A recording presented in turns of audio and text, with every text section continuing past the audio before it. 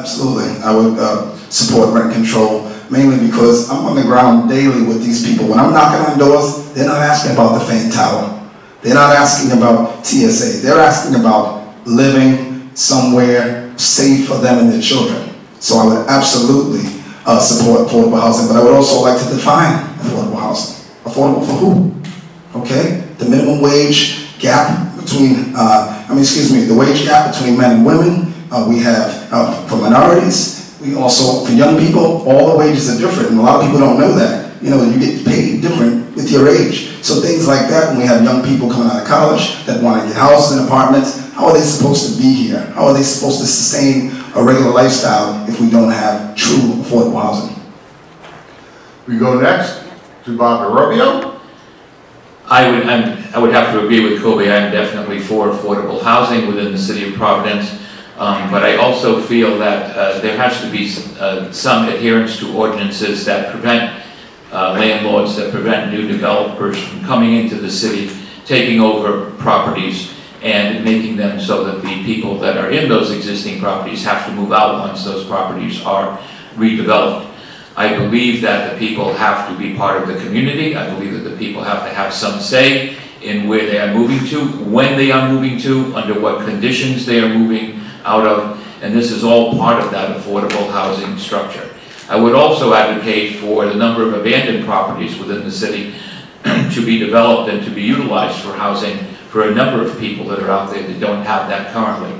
There are over 750 abandoned properties within the city. They need to be developed by the contractors living within the city and that know the communities, know the people that are ready to move into those properties. And now we go to the mayor. So absolutely in the support for affordable housing. You know, Providence is at a really critical point right now. Do you know that we consistently rank among the top 5 cities in the country for inequality in income?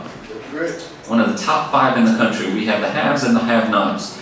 And we're at a critical point right now because you see so much of the growth and progress throughout our city. And we don't want to turn out to be an Austin, a Seattle, or a San Francisco, that eventually the people who live in the city, who grew up in the city, are being pushed out because they can no longer afford the rents. In fact, this is happening just up north in Boston. So we have to make sure that we're providing housing opportunities for people throughout the socio-economic scale.